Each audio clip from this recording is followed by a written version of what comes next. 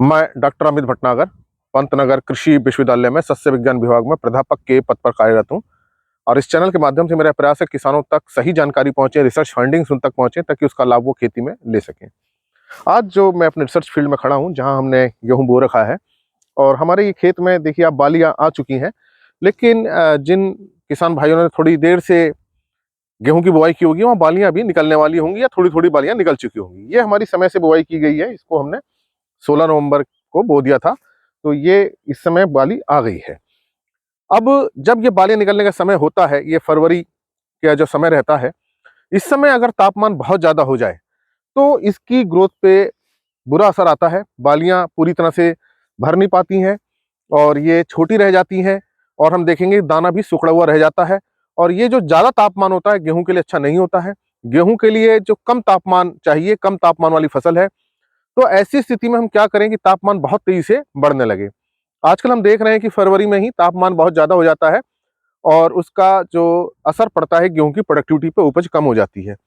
तो अब बालियां निकल रही हैं या निकलेंगी, इसमें दाना सेट होगा और इन पत्तियों के माध्यम से ये जो ऊपर की लीफ होती है, टॉप मोस्ट लीफ जो होती है, इसे हम फ्लैग लीफ कहते हैं, इस फ्लैग लीफ का बहुत ज्यादा कंट्रीब्यूशन होता है इसको दाना भरने में। इस प्रकार से ये अगर पत्ती सूखने लगे या इससे पानी का लॉस ज्यादा होने लगे, जिसे हम ट्रांसपिरेशन कहते हैं, वो हो जाए, तापमान ज्यादा हो तो बाली भी से भी पानी उड़ना शुरू हो जाएगा, तो ये दाना अच्छा नहीं बनेगा, उपज कम होगी। तो ऐसी स्थिति में हम क्या करें कि तापमान बढ़ रहा है और हम गेहूं की फसल में बचाव कर सकें। तो देखिए ऐसी स्थिति में पोटेशियम बहुत अच्छा काम करता है, जो फसलों को अधिक तापमान से जो नुकसान होते हैं उससे बचाता है। पोटेशियम के बहुत सारे काम होते हैं फसल के अंदर, और खास तौर से जो हीट स्ट्रेस होता है, जिसको गर्मी के बचाव से ये फसल की सुरक्षा करता है। तो ऐसी स्थिति में हमको पोटेशियम देना चाहिए। लेकिन अब ऐसी में हम पोटेशियम फर्टिलाइजर नहीं दे सकते, फसल बहुत बड़ी हो चुकी है और नीचे जमीन तक जाएगा नहीं और जड़ें भी अब काम करना बंद लगभग कर देती हैं। तो हमको इसका पोटेशियम का छिड़काव करना चाहिए ताकि ये पोटेशियम इसमें बालियों में जाएगा, पत्तियों में जाएगा, फिर ये अपना काम करना शुरू करेगा। तो पोटेशियम का हम साल्ट प्रयोग कर सकते हैं, जैसे एमओपी आता है, म्यूरेट ऑफ पोटाश है, ये पोटेशियम क्लोराइड है, इसका हम छिड़काव कर सकते हैं। या दूसरा साल्ट पोटेशियम सल्फेट होता है जिसे हम एसओपी कहते हैं, उसका भी हम छिड़काव कर सकते हैं।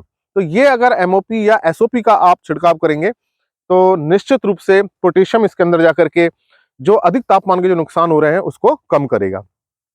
तो आप पोटेशियम के साल्ट का छिड़काव करें। दो मैंने आपको बताए, एक एमओपी है potassium chloride, muriate of potash जिसे हम कहते हैं, दूसरा एसओपी है sulphate of potash, potassium sulphate है। तो इसका जो आप जो छिड़काव करना है, 1 लीटर पानी की दर से आप इसको घोल बनाइए। तो लगभग 2 से 3 ग्राम आप एमओपी या एसओपी ले लीजिए, उसको 1 लीटर पानी में घोल लीजिए। तो 100 लीटर पानी में आप 200 से 300 ग्राम घोल लीजिए और इसका छिड़काव कीजिए। तो पोटेशियम इसके माध्यम से जाएगा। अब छिड़काव करते समय जब आप खेत में चलेंगे तो थोड़ा बहुत तो फसल का नुकसान होगा ही, लेकिन अधिक तापमान से बचाने के लिए हमको ये करना जरूरी हो जाता है।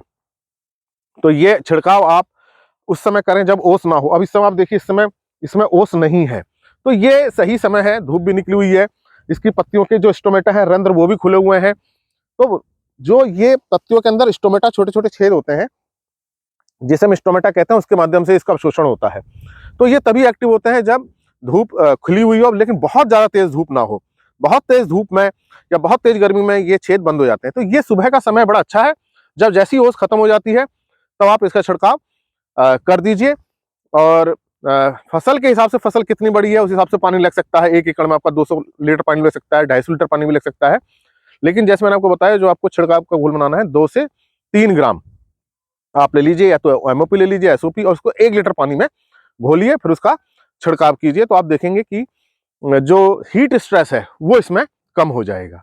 तो बहुत अधिक क्षेत्रों में ये समस्या देखने को आ रही है, अधिकांश क्षेत्रों में, कि तापमान बहुत तेजी से बढ़ रहा है फरवरी में, और मार्च तक जाते जाते तापमान बहुत ज्यादा हो जाता है, जिससे बालियों के अंदर दाना अच्छा नहीं भरता है। तो ऐसे आप 2 छिड़काव कर लीजिए, पहले छिड़काव के 10 से 12 दिन बाद दूसरा छिड़काव कर दीजिए, तो पोटेशियम इसमें जाएगा। पोटेशियम के बहुत सारे काम होते हैं, तो ये अपना काम करना शुरू करेगा और फसलों को हम बचा सकते हैं। तो ये एक बड़ा अच्छा उपाय है, पोटेशियम के स्प्रे से आप जो हीट स्ट्रेस है गेहूं में, उसको कम कर सकते हैं। इसी प्रकार के लेक्चर्स को देखने के लिए कृषि किसान प्लेलिस्ट देखिए, जो मैंने खासतौर से किसान भाइयों के लिए बनाई है। और अगर चैनल सब्सक्राइब नहीं किया तो सब्सक्राइब कीजिए। धन्यवाद।